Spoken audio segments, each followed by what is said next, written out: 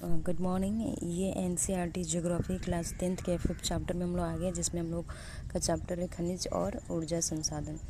तो इसमें हम लोग को उस खनिज एवं ऊर्जा संसाधन के बारे में पढ़ना है। यहाँ पे एक एग्जाम्पल के थ्रू बताया गया है कि हैबर अपने पिता के साथ गांव के दूर से गुवाहाटी आया हुआ, जहाँ लोगों को घर जैसे अजीब चीज़ों पे जाते देखकर जो लकड़ी सड़क पर चलती है, वह एक रसोई कभी बहुत से घरों के साथ जाते देखता हुआ अक्सर से अपने पिता से पूछता है कि पिताजी, हमारा इस घर से प्रकार क्यों नहीं चलता, जैसे कि उसने गुवाहाटी में देखा। उसके पिताजी ने बताया, यह घर नहीं, यह बसें व गाड़ियाँ हमारे घरों की तरह यह ईंटों और पत्थरों से बनी है। इन्हें बनाने में लोहा, एल्यूमिनियम जैसे धातु का प्रयोग किया गया। ये अपने आप नहीं चलती, ये इंजन द्वारा चालित होते हैं। इंजन को चलाने के लिए ऊर्जा चाहिए। हम अपने रोज़मर्रा की यानी कि ज़िंदगी में धातु से बनी विभिन्न वस्तुओं का प्रयोग करते हैं। जैसे किचन में जाते हैं तो हम किचन में बहुत सारी धातु का प्रयोग करते हैं। बाहर आने जाने के लिए भी धातु से बनी चीज़ों का प्रयोग करते हैं। आप अपने घर में प्रयोग की जाने धातु से बनी चीज़ों की सूची बना सकते हैं। धातुएँ कहाँ से आती है? प्लानेट के भूपरपट्टी यानी पृथ्वी की ऊपरी परत विभिन्न खनिजों के योग से बनी चट्टानों से निर्मित है। इन खनिजों का उपयुक्त शोधन करके ही यह धातु निकल जाती है। खनिज हमारे जीवन में अति आवश्यक भाग है। हर एक चीज़ जो हम इस्तेमाल करते हैं, एक छोटी सुई से लेकर एक बड़ी इमारत तक या फिर एक जहाज आदि, सभी खनिज के बने होते हैं। रेलवे लाइन, सड़क के पत्थर, हमारे औजार तथा मशीनें सभी खनिजों से बने हैं। ये आपका एग्जाम्पल हो गया खनिज से बनी हुई चीज़ें। कारें, बस, रेलगाड़ियाँ, हवाई जहाज सभी खनिजों से निर्मित हैं और धरती से प्राप्त ऊर्जा के साधनों द्वारा चालित होते हैं। यहाँ तक कि भोजन में भी खनिज होते हैं जिसे हम खाते हैं। मनुष्य ने विकास की सभी अवस्थाओं में अपनी जीविका तथा सजावट, त्योहार तथा वह धार्मिक अनुष्ठान के लिए खनिजों का प्रयोग किया है। दंतमंजन आपके दांत साफ करते। कुछ अपघर्षक खनिज जैसे सिलिका, चूना पत्थर, एल्युमिनियम ऑक्साइड व विभिन्न फॉस्फेट खनिज स्वच्छता में मदद करते हैं।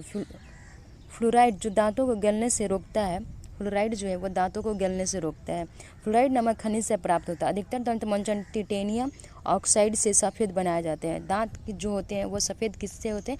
वो टिटेनियम एक ऑक्साइड होता है जिससे कि दांत में सफ़ेदी आ जाती है, जो रूटाइल और इल्मेनाइट तथा एनाटेज नामक खनिज से प्राप्त होते हैं। कुछ दंतमंजन जो चमक प्रदान करते हैं, उनका कारण अभ्रक होता है।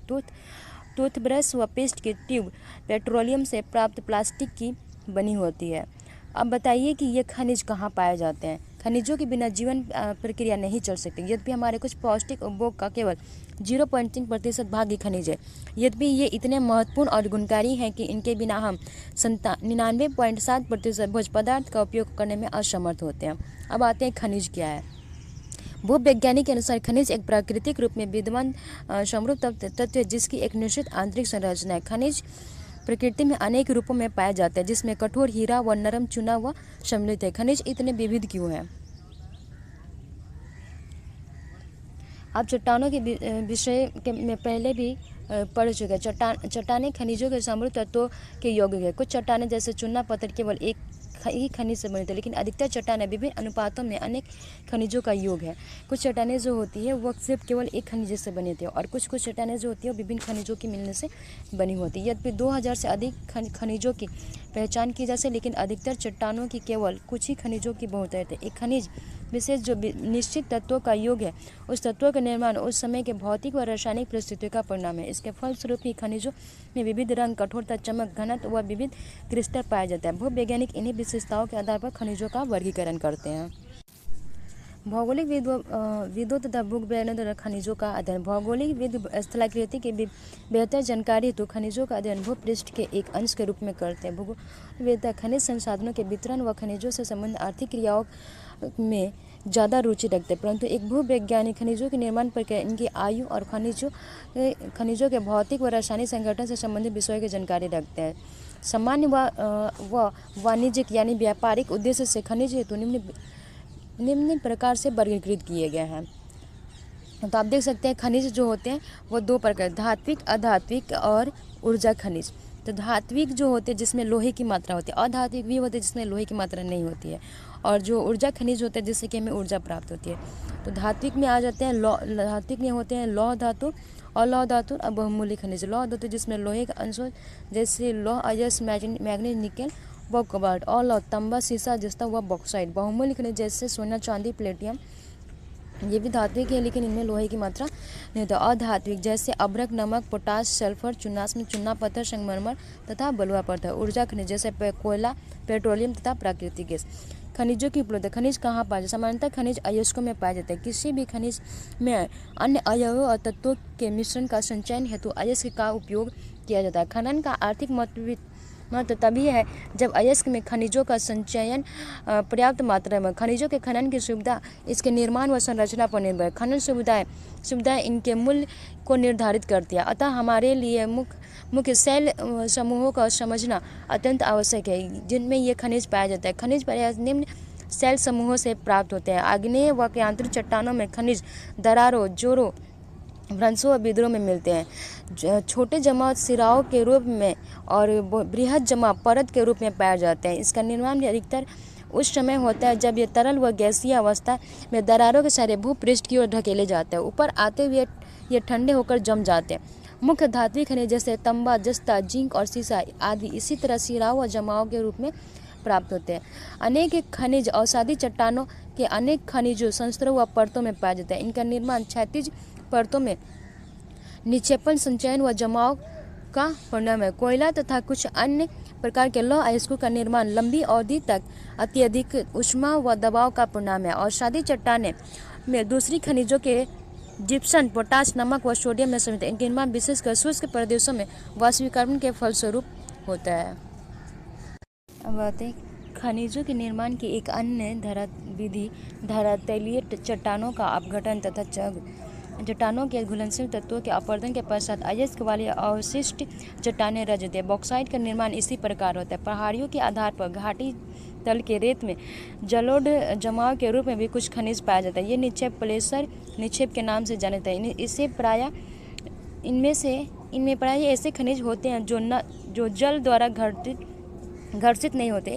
इन खनिजों में सोना, चांदी, टिन व प्लेटिनम प्रयुक्त है। महासागरीय जल में विभिन्न मात्रा में खनिज पाया जाता है लेकिन इनमें से अधिकांश के व्यापक रूप में विस्तृत होने के कारण इनकी आर्थिक सार्थकता कम है। फिर भी सामान्य नमक, मैग्नीशियम तथा ब्रोमाइन ज़्यादातर समुद्री जल से ही प्रग्रहित होते हैं। महासागरीय तली भी मैग्नीज ग्रंथिकाओं से बनी है। रेड होटल खनन। क्या आप जानते हैं कि भारत में अधिकांश खनिज राष्ट्रीयकृत है और इसका निष्कर्षण सरकारी अनुमति के पश्चात ही समय, किंतु उत्तर पूर्वी भारत के अधिकांश जनजातीय क्षेत्रों में खनिजों समेत व्यक्तिगत और समुदायों को प्राप्त है। मेघालय में कोयला, लौह अयस्क, चूना पत्थर व डोलोमाइट के विशेष निक्षेप पाए जाते हैं। जवाई तथा चेरापुंज में कोयले का खनन परिवार का सदस्य एक लंबी संकीर्ण सुरंग के रूप में किया जाता है जिसे रेड होटल खनन कहते हैं। नेशनल ग्रीन ट्रिब्यूनल ने इस क्रियाकलापों को अवैध घोषित किया कि सलाह दी गई कि इसे तुरंत रोक दिया जाना चाहिए।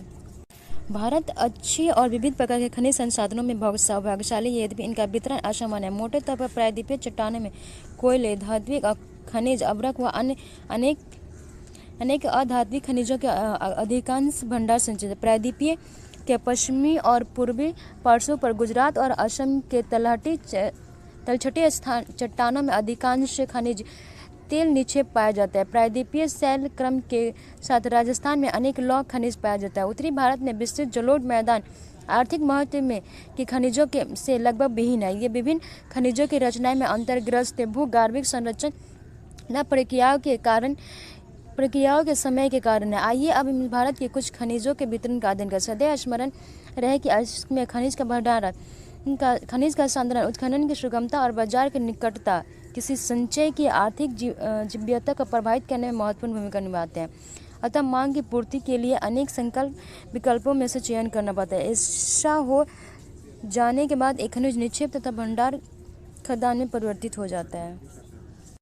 इसके बाद है लौह खनिज। लौह खनिज धात्विक खनिजों के कुल उत्पादन मूल्य में 3/4 भाग का योगदान करते हैं। ये धातु शोधन उद्योग के विकास को मजबूत आधार प्रदान करते हैं। भारत अपनी घरेलू मांग को पूरा करने के पश्चात बड़ी मात्रा में धात्विक खनिजों का निर्यात करता है। उसके बाद है लौह अयस्क यानी आयरन ओर। लौह अयस्क एक आधारभूत खनिज है तथा औद्योगिक विकास की रीढ़ है। भारत में लौह अयस्क के विपुल संसाधन विद्यमान है। भारत उच्च कोटि के लोहांश युक्त लौह अयस्क में धनी है। मैग्नेटाइट तो सर्वोत्तम प्रकार का लोहा अयस्क है। यह ऑब्जेक्टिव में क्वेश्चन जिसमें 70% लोहांश पाया जाता है। इसमें सर्वश्रेष्ठ चुंबकीय गुण होते हैं जो विद्युत उद्योग में विशेष रूप से उपयोगी है। हेमेटाइट सर्वाधिक महत्वपूर्ण औद्योगिक लौह अयस्क है जिसका अधिकांशतम मात्रा में प्रयोग हो किंतु इसमें लोहा की मात्रा मैग्नेटाइट की अपेक्षा थोड़ी कम होती है। इसमें लोहांश 50 से 60% तक पाया जाता है। वर्ष 2018 में इसमें लौह अयस्क का लगभग समस्त उत्पादन 97% उड़ीसा, छत्तीसगढ़, कर्नाटक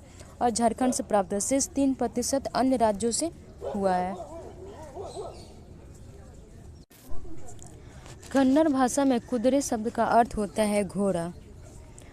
कर्नाटक के पश्चिमी घाट की सबसे ऊंची चोटी घोड़े के मुख से मिलती जुलती है। बेला रेड़ा की पहाड़ियाँ बैल के डील से मिलती जुलती है जिसके कारण यह नाम पड़ा है। भारत में लौह अयस्क की पेटियाँ। उड़ीसा, झारखंड की पेटियाँ। उड़ीसा में उच्च कोटि की हेमेटाइट किस्म का लौह अयस्क मयूरभंज व केंदुझर जिले के बादाम पहाड़ खदानों से निकाला जाता है। इसी से सन्निहित झारखंड के सिंहभूम जिले में गुआ और नोआमुंडी से हेमेटाइट अयस्क का खदान करता है। दुर्ग, बस्तर, चंद्रपुर पेटी। यह पेटी महाराष्ट्र, छत्तीसगढ़ से राज्यों के अंतर्गत पाई जाती है। छत्तीसगढ़ के बस्तर जिले में बेला डीला पहाड़ियों श्रृंखलाओं में अति उत्तम कोटि का हेमेटाइट पाया जाता है जिसमें उच्च इस गुणवत्ता के लौह के 14 जमाव मिलते हैं। इसमें इस्पात बनाने के आवश्यक सर्वश्रेष्ठ भौतिक गुण विद्यमान है। इन खदानों का लौह अयस्क विशाखापट्टनम से जापान तक दक्षिण कोरिया को निर्यात किया जाता है। ब्लादेर, चित्रदुर्ग, चिकमंगलूर, तुमकुरू पेटी। कर्नाटक की इस पेटी में लौह अयस्क की बृहत राशि संचित है। कर्नाटक में पश्चिमी घाट में अवस्थित कुद्रेमुख की खान 7% निर्यात का ये कुद्रेमुख निक्षेप संसार के सबसे बड़े निक्षेपों में से एक माना जाता है। लौह अयस्क करदम रूप में पाइपलाइन द्वारा मंगलुरु के निकट एक पत्तन पर भेजा जाता है। उसके बाद महाराष्ट्र गोवा पेटी। यह पेटी गोवा तथा महाराष्ट्र राज्य के रत्नागिरी जिले में स्थित है। यद्यपि यहाँ का लोहा उच्चतम प्रकार का नहीं है तथापि इसकी दक्षता से दोहन किया जाता है। मागांव पतन से इसका निर्यात किया जाता है। अब आते हैं मैग्नीज। मैग्नीज मुख्य रूप से इस्पात के विनिर्माण में प्रयोग किया जाता है। 1 टन इस्पात बनाने में लगभग 10 किलोग्राम मैग्नीज की आवश्यकता है। इसका उपयोग ब्लीचिंग पाउडर, कीटनाशक दवाई और पेंट बनाने में किया जाता है। आपका ऑब्जेक्टिव टाइप से क्वेश्चन पूछ सकता है कि मैग्नीज का उपयोग किस लिए किया जाता है। तो मैग्नीज का उपयोग ब्लीचिंग पाउडर, कीटनाशक दवाई और पेंट बनाने में किया जाता है। अब आप नीचे देख सकते हैं मैग्नीज उत्पादन में राज्यों का अंश कितना पता 2018 में इसमें था। मध्य प्रदेश का सबसे ज़्यादा है और महाराष्ट्र में 27% है, उड़ीसा 16 है, कर्नाटक 12 है और आंध्र प्रदेश है। बाकी जो अन्य राज्य वो 2% है। भारत में उड़ीसा मैग्नीज का सबसे बड़ा उत्पादक राज्य है। वर्ष 2000 से 2001 में देश के कुल उत्पादन का 1/3 भाग यहाँ से प्राप्त हुआ है। देख सकते हैं यहाँ पे जो कुछ लौह अयस्क के क्षेत्र दिए गए हैं। लौह अयस्क खाने दी गई है। लौह अयस्क निर्यात पतन दिया गया। मैग्नीज है, बॉक्साइट है और अभ्रक है। जहाँ पे लौह अयस्क क्षेत्र होगा वहीं क्षेत्र होता है वहीं पे लौह अयस्क खाने भी होती है और वहाँ से निर्यात भी आसपास के क्षेत्र में ही की जाती है। तो आप देख सकते हैं हम लोग लौह अयस्क क्षेत्र कौन कौन से चित्रदुर्ग हो गया, ये आपका कर्नाटक का क्षेत्र हो गया, ये आपका झारखंड का क्षेत्र हो गया, ये उड़ीसा का क्षेत्र हो गया। तो लौह अयस्क खाने देख सकते हैं गोवा में है, केंदुझर में है, मयूरभंज में है, दुर्ग आते झारखंड में दुर्ग है, चंद्रपुर है और बेलाडेरा है। गोवा में आ जाते हैं रत्नागिरी है, गोवा मारमागांव है। कर्नाटक में चित्रदुर्ग है, बल्लारी है, तुर्कमुरू है, शिवगंग है, कुंदेरू है और कुंदेरू है। उसका लौह अयस्क निर्यात पतन कहाँ पे होती है? लौह अयस्क निर्यात पतन जो है ये विशाखापट्टनम और पारादीप 2 जगह होती है। उसके बाद मैग्नीज जो है ये कर्नाटक में है और शिवमोगा में है। उसके बाद गोवा में है, उसके नागपुर में है, बालाघाट में है, नागपुर में है, बालाघाट में है। फिर आप देखते हैं सुंदरगढ़ में है, केंदुझर में है। उसके बाद है बॉक्साइट जो है ये कोरापुट में है, मैकाल में है, बिलासपुर में, अमरकंटक में, कटनी में है। अभ्रक जो है ये अजमेर में है और देवघर में है, गया में है, हजारीबाग में है। यह सारी चीज़ को अलग अलग करके आप नोट्स में लिख लीजिए ताकि आपको इसको समझने और पढ़ने में आसानी होगी। वैसे आप इसको मिल करते हैं, आप इसे चाहे तो इसका स्क्रीनशॉट भी ले सकते हैं।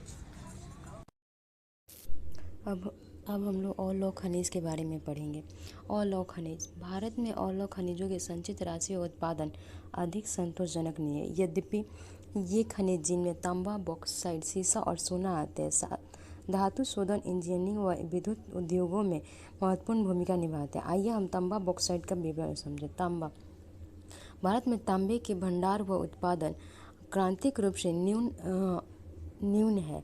घात, वर्ण और तन्य सुचालक होने के कारण तांबे का उपयोग मुख्यतः बिजली के तार बनाने, इलेक्ट्रॉनिक्स और रसायन उद्योगों में किया जाता है। मध्य प्रदेश की बालाघाट खदानें देश के लगभग 52% तांबा उत्पादन करती है। सबसे ज़्यादा तांबा कहाँ पे होते हैं? वो मध्य प्रदेश में होते हैं। झारखंड का सिंहभूम जिला भी तांबे का मुख्य उत्पादक है। राजस्थान के खेतरी खदानें भी तांबे के लिए प्रसिद्ध है। यानी ये 3 चीज़ें ज़्यादा प्रसिद्ध है। मध्य प्रदेश का बालाघाट, झारखंड का सिंहभूम जिला और राजस्थान के खेतरी खदानें। अब आते हैं बॉक्साइट में। यद्यपि अनेक अयस्कों में एल्युमिनियम पाया जाता है, परंतु यह सबसे अधिक एल्यूमिना क्ले जैसे दिखने वाले पदार्थ बॉक्साइट से ही प्राप्त होते हैं। बॉक्साइट निक्षेपों की रचना एल्युमिनियम सिलिकेटों से समृद्ध व्यापक भिन्नता वाली चट्टानों के विघटन से होती है। एल्युमिनियम एक महत्वपूर्ण धातु है क्योंकि यह लोहे जैसी शक्ति के साथ साथ अत्यधिक हल्का एवं सुचालक भी होता है। इसमें अत्यधिक घातवर्त्यता भी पाई जाती है। उड़ीसा है, झारखंड है, गुजरात है, मध्य प्रदेश है, ये सारी चीज़ें दिखाई गई कहाँ पे सबसे ज़्यादा 2018-19 में पाई जाती थी। नेक्स्ट है भारत में बॉक्साइट के निक्षेप मुख्यतः अमरकंटक पहाड़, मैकाल पहाड़ियों तथा बिलासपुर कटरी के पठारी प्रदेशों में पाए जाते हैं।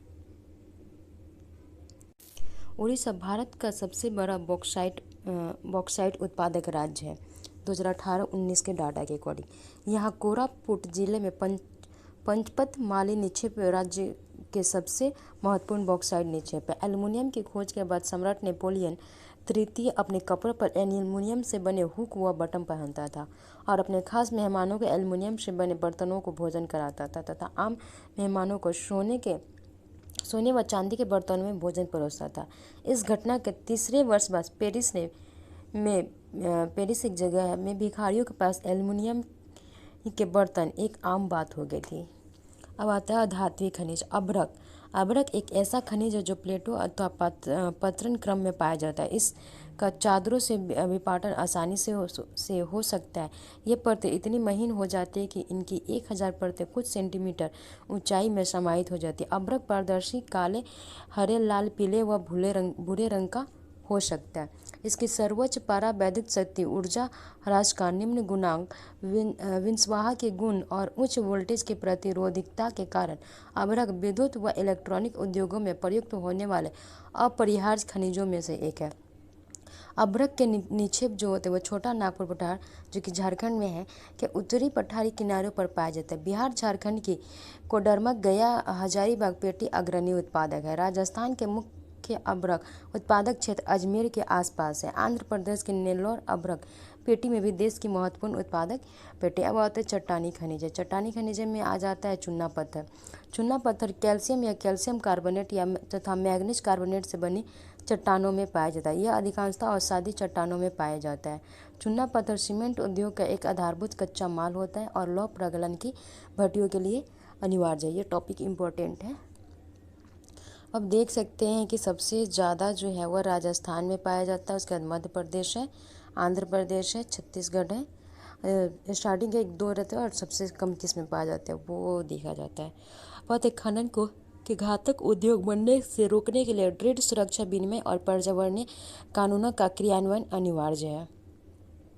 क्या आपने कभी खनिजों द्वारा आपके जीवन में सुविधाजनक बनाने के लिए किए गए प्रयासों के बारे में सोचा है, या कि उस खनिजों काम करने वाले के क्या क्या खतरनाक बीमारियां होती है, क्या क्या खतरे हैं, इन सब के बारे में चीज़ों में बताया गया है। खनन का खनिकों के स्वास्थ्य तथा पर्यावरण पर क्या प्रभाव पड़ा। खनिकों में काम करने वाले श्रमिक लगातार धूल व हानिकारक धुएं में सांस लेते हुए फेफड़े संबंधी बीमारियों के शिकार हो जाते हैं। खदानों की छतों से गिरने सैलाब का मतलब कि जब जल काफ़ी ऊंची धाराई से जब गिरता है, जैसे डैम वैम पे गिरता है अचानक, झरने तालाब उसे गिरता है, उसे सैलाब कहा जाता है। जल प्लावित होता है। कोयले की खदान में आग लगने आदि खतरे उत्पादन श्रमिकों के लिए अस्थायी खदान क्षेत्रों में खनन के कारण जल स्रोत संदूषित हो जाते हैं। अवशिष्ट पदार्थों तथा खनिज तरल के मलबे में खत्ता लगाने से भूमि व मिट्टी का अवक्षय होता है और सरिताओं तथा नदियों का प्रदूषण जो है इससे ये बढ़ जाती है। खनिजों का संरक्षण के बारे में हम लोग पढ़ते हैं। हम सभी उद्योग और कृषि के खनिज निक्षेपों और उनसे विनिर्मित पदार्थों पर भारी निर्भरता सुपेक्षित है। खनन योग्य निक्षेपण की कुल राशि असार्थक अंश अर्थात भूप्रपट्टी का 1% जिन खनिज संसाधनों के निर्माण और सांद्रण में लाखों वर्ष लगे हैं, हम उनका शीघ्रता से उपभोग कर रहे हैं। खनिज निर्माण की भूगर्भीय प्रक्रिया इतनी धीमी है कि उनके वर्तमान उपभोग की दर की तुलना में उनके पुनर्भरण की दर अपरिमित रूप से थोड़ी है। इसीलिए खनिज असीमित और अनवीकरणीय योग है। समृद्ध खनिज निक्षेप हमारे देश की अत्यधिक मूल्यवान संपत्ति है, लेकिन यह अल्पजीवी है। अयस्कों में के सतत उत्खनन से लागत बढ़ती है, क्योंकि खनिजों के उत्खनन की गहराई बढ़ने के साथ उनकी गुणवत्ता घटती जाती है। अपने खनिज संसाधनों का सुनियोजित एवं सतत पोषणीय ढंग से प्रयोग करने के लिए एक तालमेल युक्त प्रयास करना होगा। निम्न कोटि के अयस्कों का काम लागतों पर प्रयोग करने के लिए उन्नत प्रौद्योगिकियों का सतत विकास करते रहना होगा। धातुओं का पुनःचक्रण, रद्दी धातुओं का उपयोग तथा अन्य प्रतिस्थापनों का उपयोग भविष्य में हमारे खनिज संसाधनों के संरक्षण के जो ये उपाय हैं। ऊर्जा संसाधन। ऊर्जा सभी क्रियाओं के लिए आवश्यक है। खाना पकाने से लेकर रोशनी तथा ताप के लिए गाड़ियों के संचालन तथा उद्योगों में मशीनों के संचालन में ऊर्जा का आवश्यकता होती है। ऊर्जा का उत्पादन ईंधन खनिजों जैसे कोयला, पेट्रोलियम, प्राकृतिक गैस, यूरेनियम तथा विद्युत से किया जाता है। ऊर्जा संसाधनों के परंपरागत तथा गैर परंपरागत साधनों में वर्गीकृत किया जा सकता है। परंपरागत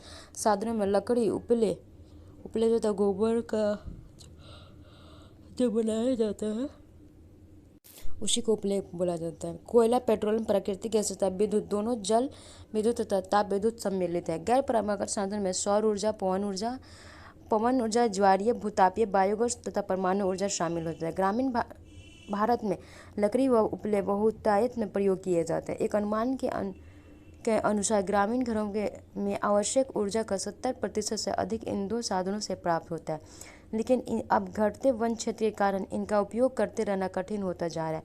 इसके अतिरिक्त उपलों का उपयोग भी हतोत्साहित किया जा रहा है, क्योंकि इससे सर्वाधिक मूल्यवान खाद का उपभोग होता है, जिसे कृषि में प्रयोग किया जा सकता है। परंपरागत ऊर्जा के स्रोत में कोयला फर्स्ट है। भारत में कोयला बहुतायत में पाया जाने वाला जीवाश्म ईंधन है। देश की ऊर्जा आवश्यकताओं का महत्वपूर्ण भाग प्रदान करता है। इसका उपयोग ऊर्जा उत्पादन तथा उद्योगों और घरेलू जरूरतों के लिए ऊर्जा की आपूर्ति के लिए किया जाता है। भारत अपनी वाणिज्यिक ऊर्जा आवश्यकताओं की पूर्ति हेतु मुख्यतः कोयले पर निर्भर है। भारत, जैसे कि आप पहले से जानते हैं कि कोयले का निर्माण पादप पदार्थों के लाखों वर्षों तक संपीड़न से हुआ, इसलिए संपीड़न की मात्रा, गहराई और दबने के समय के आधार पर कोयला अनेक रूपों में पाया जाता है। दलदलों में क्षय होते पादपों से पीट उत्पन्न होता है, जिससे कम कार्बन, नमी की उच्च मात्रा व निम्न ताप क्षमता होती है। लिग्नाइट एक निम्न कोटि का भूरा कोयला होता है। लिग्नाइट जो होता है वह निम्न कोटि का कोयला होता है। यह मुलायम होने के साथ अधिक नमी युक्त होता है। लिग्नाइट नमी युक्त होता है। ठीक है, आप पीछे जो मैप दिया था उसके बारे में हम लोग देख लेते हैं कि गेल इंडिया द्वारा एक राष्ट्र एक निर्मित के अंतर्गत बिछाई गई क्रॉस करंटी प्राकृतिक गैस पाइपलाइन के बारे में जानकारी एकत्रित करने के लिए बोल रहा है। यहाँ पे दिखाया गया है कि कोयला वाला क्षेत्र कोयला खाने कौन सा है। तेल क्षेत्र मुख्य सुरक्षित प्राकृतिक गैस HPJ प्राकृतिक गैस पाइपलाइन। जो ये लाइनिंग दी है ये कोयला क्षेत्र है। तो कोयला क्षेत्र नवेली में है, सिगरेनी में है, तलचर में है, कोरबा में है, सिंगरौली में है, बोकारो में है, झरिया में है, रानीगंज में है। फिर इधर आ जाते हैं तो पूर्वांचल में आ जाएंगे हम लोग। तो पूर्वांचल में ये असम काल का क्षेत्र हो जाते हैं, जो कि मेघालय हो गया। ये आपका थोड़ी कोयला का क्षेत्र, उसके बाद कोयला खाने।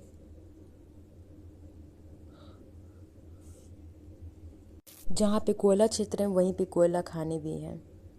अब आते हैं तेल क्षेत्र।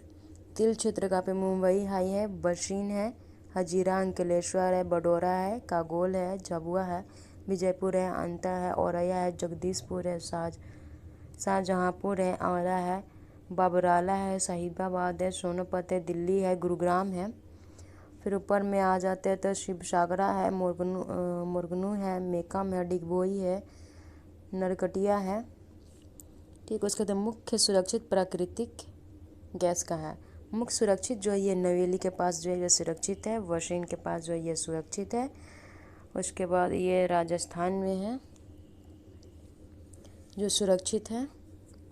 उसके बाद HVJ प्राकृतिक गैस पाइपलाइन,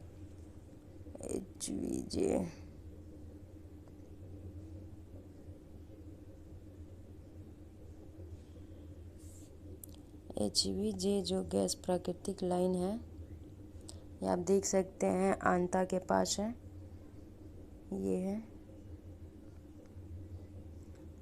फिर जगदीशपुर में पास है, ये आप छोटी छोटी देख सकते हैं, बस यही है। इस मैप में ये चीज़ देख लेने से आपको जैसे कि स्टेट के अकॉर्डिंग पता चल जाएगा कि कहाँ पे कौन कौन सी क्षेत्र है, और क्षेत्र के अकॉर्डिंग कोयला खाने जो है कहाँ पे, तेल क्षेत्र कहाँ पे है। ये ज़्यादा आसान रहता है ऑब्जेक्टिव वाले क्वेश्चन को बनाने के लिए। अब आते हैं हम लोग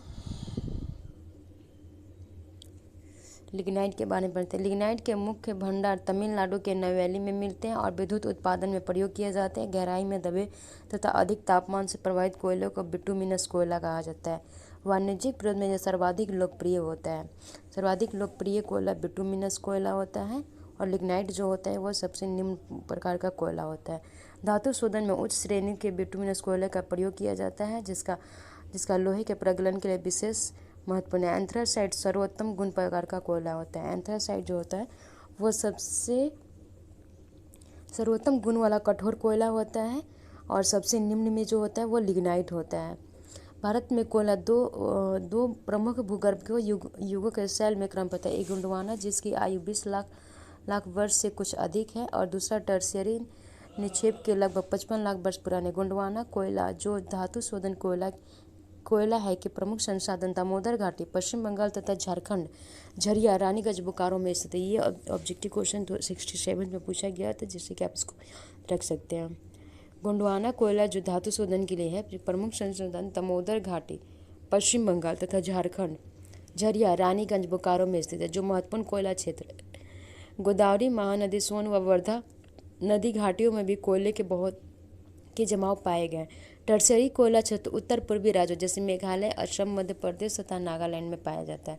यह स्मरण है कि कोयला स्थूल पदार्थ है जिसका प्रयोग करने पर भार घटता है, क्योंकि यह राख में परिवर्तित हो जाता है।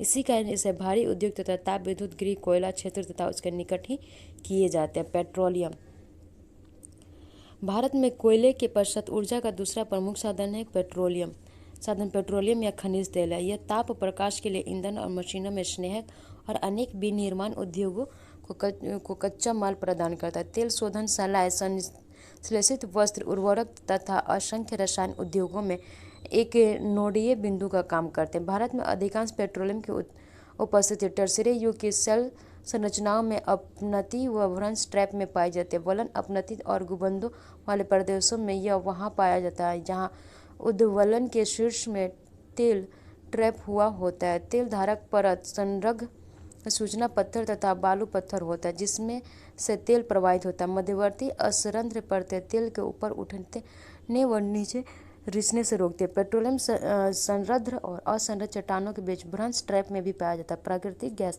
हल्की होने के कारण खनिज तेल के ऊपर पाई जाती है। भारत में मुंबई हाई, गुजरात और असम प्रमुख पेट्रोलियम उत्पादक क्षेत्र है, जो कि हम लोग मैप में देख चुके हैं। भारत के मानचित्र में 3 प्रमुख अपतटीय तेल क्षेत्र चिन्हित करा। अंकलेश्वर गुजरात का सबसे महत्वपूर्ण तेल क्षेत्र है।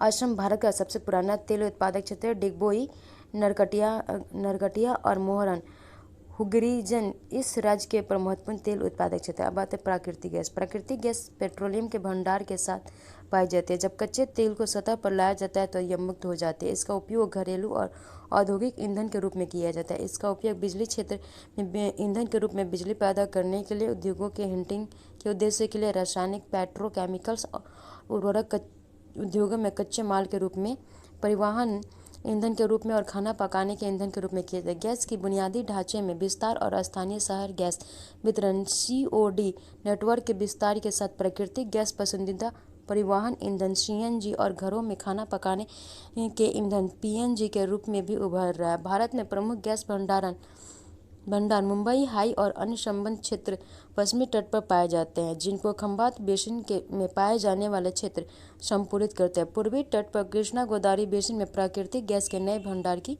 खोज की गई है। अब आते हैं आणविक और तापीय। कल्पक्कम,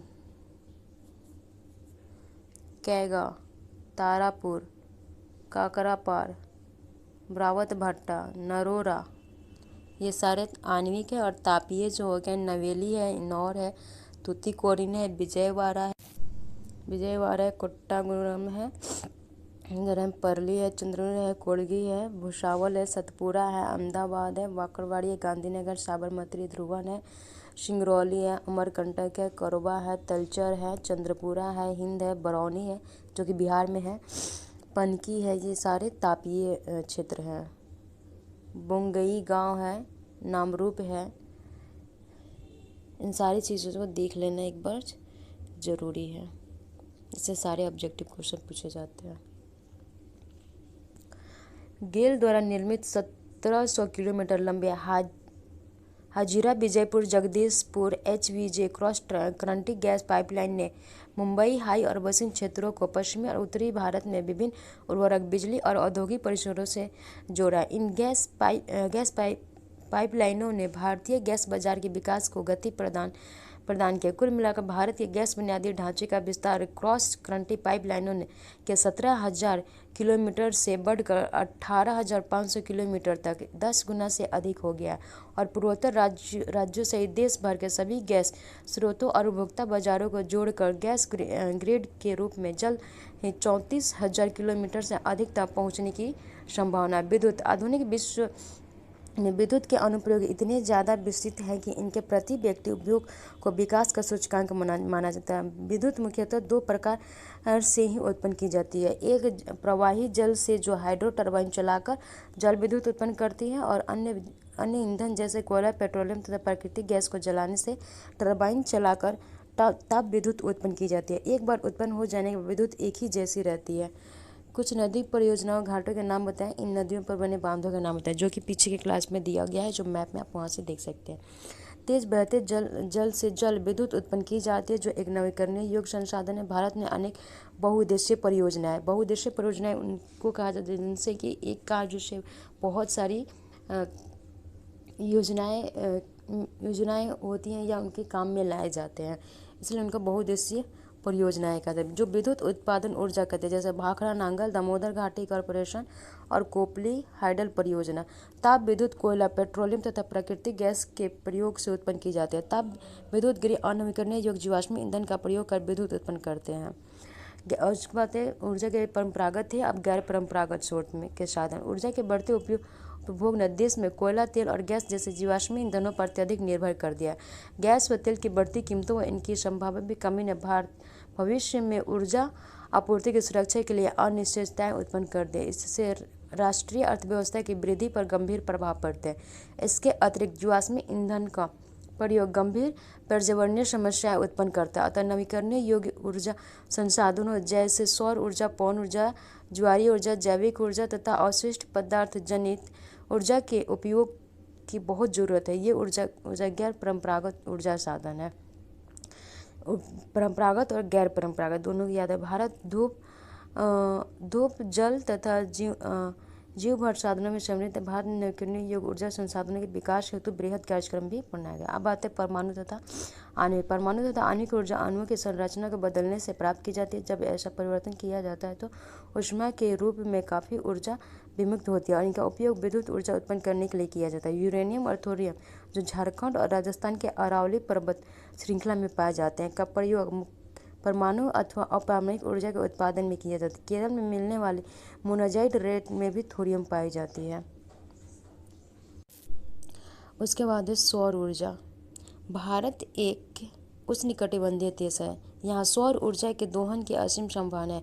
फोटोवोल्टाइक प्रौद्योगिकी द्वारा धूप को सीधे विद्युत में परिवर्तित किया जाता है। भारत के ग्रामीण तथा सुदूर क्षेत्रों में सौर ऊर्जा तेजी से लोकप्रिय हुआ है। कुछ बड़े सौर ऊर्जा संयंत्र देश के विभिन्न भागों में स्थापित किए जा रहे हैं। ऐसी उपेक्षा है कि सौर ऊर्जा के प्रयोग से ग्रामीण घरों में उपले तथा लकड़ी पर निर्भरता को न्यूनतम किया जा सकेगा। फलस्वरूप यह पर्यावरण संरक्षण के में योगदान होगा और कृषि में भी खाद्य की आपूर्ति होगी। अब आते हैं पवन ऊर्जा। गैर परंपरागत ऊर्जा में आ जाते हैं। भारत में पवन ऊर्जा के उत्पादन की महान संभावना है। भारत में पवन ऊर्जा फार्म की विशाल पेटी तमिलनाडु नागरकोइल से मदुरई तक अवस्थित है। इसके अतिरिक्त आंध्र प्रदेश, कर्नाटक, गुजरात, केरल, महाराष्ट्र तथा लक्षद्वीप में भी महत्वपूर्ण पवन ऊर्जा फार्म है। नागरकोइल और जैसलमेर देश के पवन ऊर्जा के प्रभावी प्रयोग के लिए माने जाते हैं। बायोगैस। ग्रामीण इलाकों में झाड़ियों में कृषि अपशिष्ट, पशुओं और मानव जनित अपशिष्ट के प्रयोग से घरेलू उपयोग हेतु बायोगैस उत्पन्न की जाती है। जैविक पदार्थों के अपघटन से गैस उत्पन्न होती है जिसका तापीय क्षमता मिट्टी के तेल, उपलों तथा चारकोल की अपेक्षा अधिक होती है। बायोगैस संयंत्र नगरपालिका, सहकारिता तथा निजी स्तर पर लगाए जाते हैं। पशुओं का गोबर प्रयोग करने वाले संयंत्र भारतीय ग्रामीण भारत में गोबर गैस प्लांट के नाम से जाना जाता है। बायोगैस को गाँवों में गोबर प्लांट गैस के नाम से जाना जाता है। ये ऑब्जेक्टिव क्वेश्चन है, इसे याद रखिए। ये किसानों को दो प्रकार से लाभान्वित करते हैं, एक ऊर्जा के रूप में और दूसरा उन्नत प्रकार के उर्वरक रूप में। बायोगैस अब तक पशुओं के गोबर का प्रयोग करने में सबसे सक्षम है।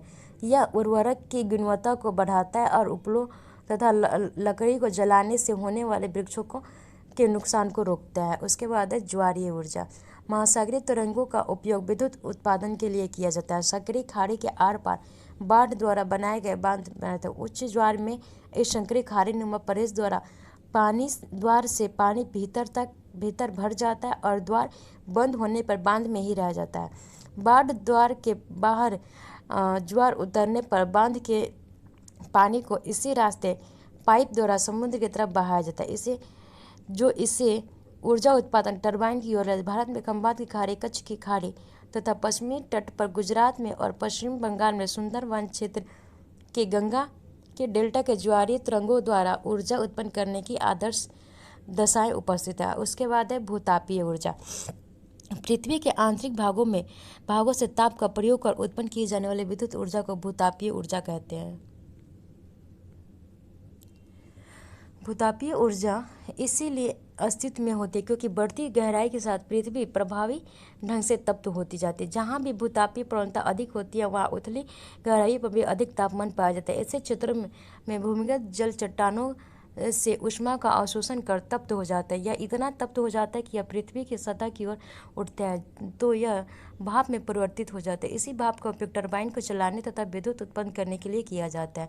भारत में सैकड़ों गर्म पानी के चश्मे हैं जिनका विद्युत उत्पादन में प्रयोग किया जाता है। भूतापीय ऊर्जा के दोहन के लिए भारत में 2 प्रायोगिक परियोजनाएं शुरू की गई। एक हिमाचल प्रदेश के मणिकरण के निकट परवर्ती घाटी में स्थित है तथा दूसरी लद्दाख के पूना घाटी में स्थित है।